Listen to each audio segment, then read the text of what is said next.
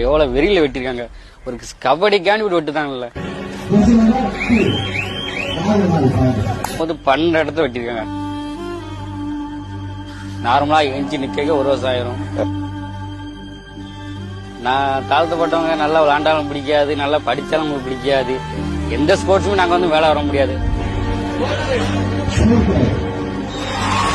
இவனை வெட்டினா வந்து பெரிய திசுவாது, இவனை அடிச்சா பணம் கொடுத்து அவனை சமாளிச்சிடலாம் வச்சிடலாம். ஏன்னா 1 வருஷம் கழிச்சு வாய்தா வரும், ஜாமீன் போட்டு வெளியே வராங்க, வாய்தா வரும், சமாளிச்சிடலாம்னு தான் இருக்காங்க.